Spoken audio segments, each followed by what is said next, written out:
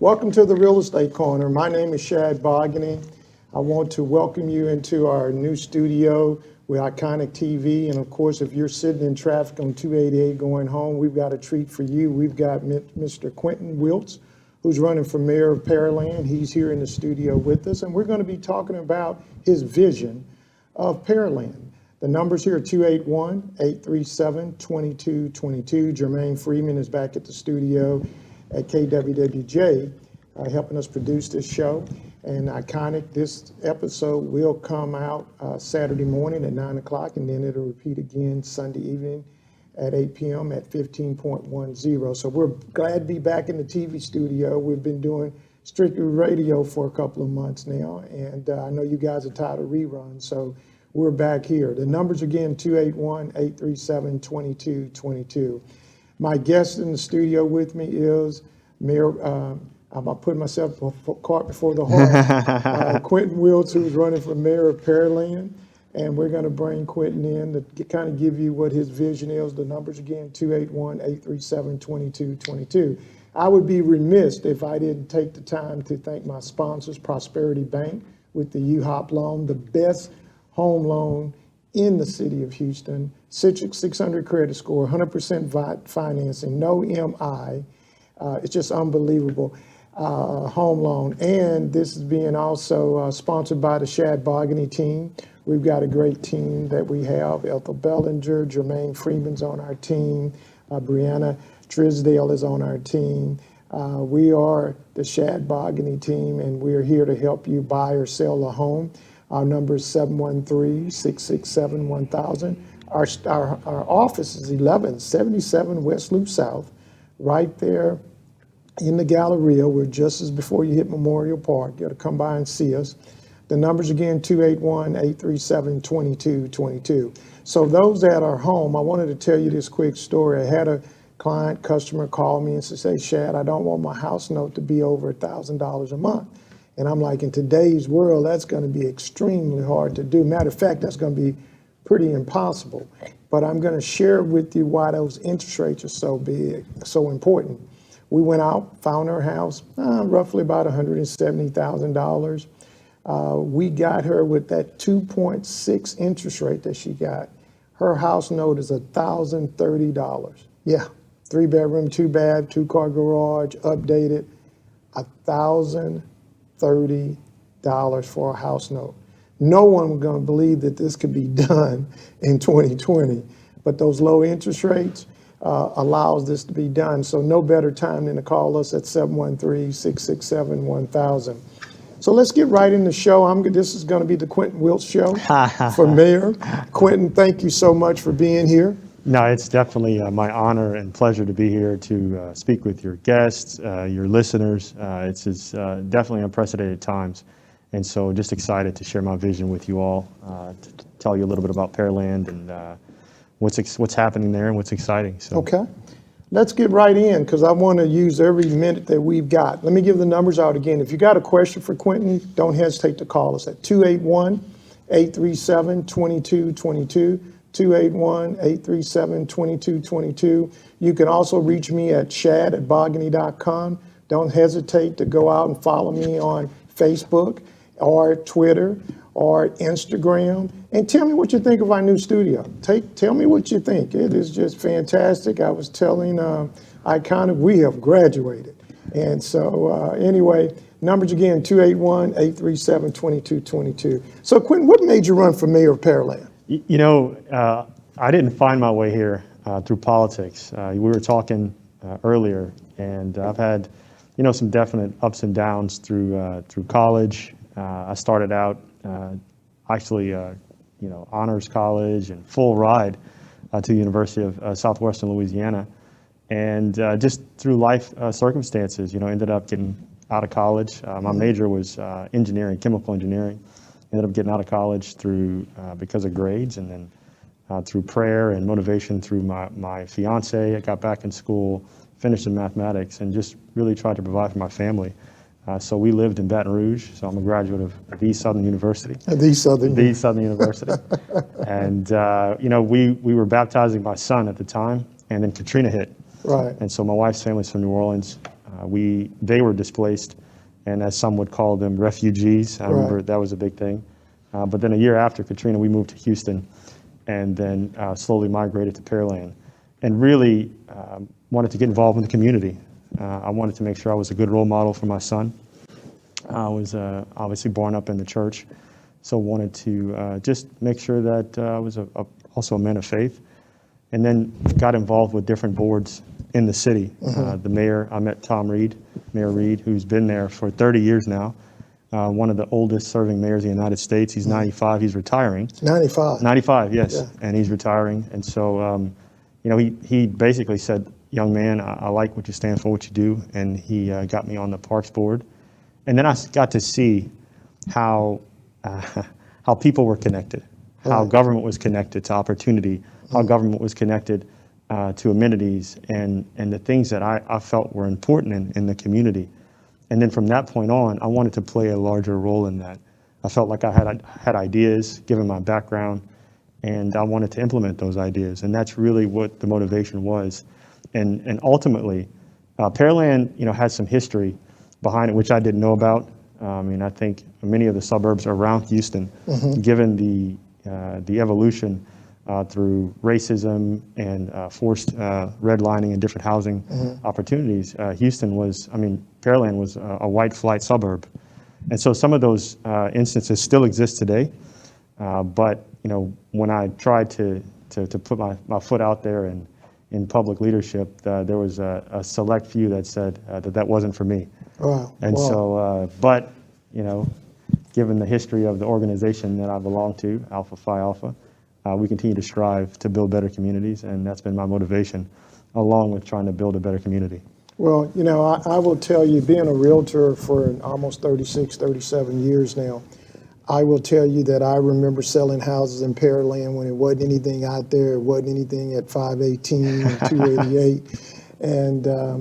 And Silver Lake was the main subdivision out there. It wasn't no Shadow Creek. They were the original Shadow Creek. Right. And so I remember those days. And so selling out there, and I've sold out there for quite a few years. And one of the concerns I've always had, and before I even ask that, what do you? Let's get right into Sure, it. go ahead. What are the biggest issues that you see as Pearland right now? One of the issues, and we'll talk about really what makes us a world-class community. Like I mentioned, diversity is one of the biggest selling points, I think, of our community. We are one of the most diverse suburbs in the nation, in the state of Texas. And diversity, we're very close to Houston and the medical center. We have a very educated workforce. Almost 50% of the people that live in Pearland have a college degree. And we have world-class education, and we are one of the safest suburbs in the state of Texas. Wow. And so with all those things that we have to brag about, they come with challenges. When you have one of the fastest growing cities in the U.S., that's going to come with some growing pains. So how are we going to efficiently move people around? How are we going to continue to provide these services to our people to meet the expectation, the quality of life that they have moving there? So those are some significant challenges that we're going to have going forward. How are we going to pay for all this, given the pandemic that we all face, which is, kind of why, I don't know if you may be here, but my wife said, hey, you better wear a mask. Right. Well, you make me feel bad because I don't have my mask on. No. I'll just chalk it up and say your smile is better than mine. Well, let's talk a little bit about Pearland as a whole. And you hit on what the strengths are. Tell us a little bit about some of the weaknesses and what's your goal to fix some of those weaknesses, because you look at a city like Pearland, since 2010, your population has gone up 37%. Absolutely. You've got about 113,000 people. After this 2020 census, it should be probably much higher than that. The medium income out there is about $94,000 for people. But the thing that I thought was very impressive is that your medium age out there is 35 years old. Yeah. And so that tells that the schools are going to be really important to you guys out there. No, and you hit on many of the things that surround Pearland. So we have a median income that's way above the national average. which means we have an educated workforce that are able to pay for these houses that are out there, which is good. If people want to sell houses, they know we have people to fill them. Right. And then obviously, given the age demographics, there's people, young families moving out there to raise a family. And so one of the biggest draws to Pearland is that we have really great schools.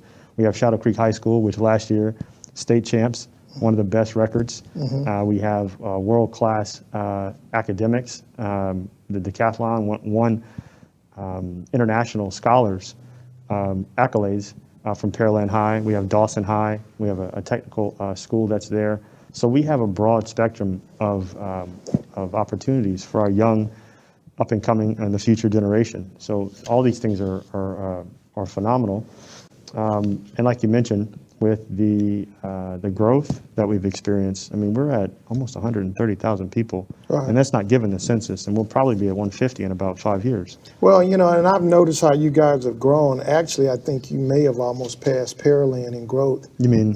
Not Pearland, but Sugarland. No, we are. Yeah, We're one of the third largest in the Houston MSA. All right, because just looking at the numbers and me working both areas, you guys are growing like weeds out there, and you got subdivisions. And I think having 288 and finally looks like they're almost finished with the toll road, that's going to open up quite a bit out there.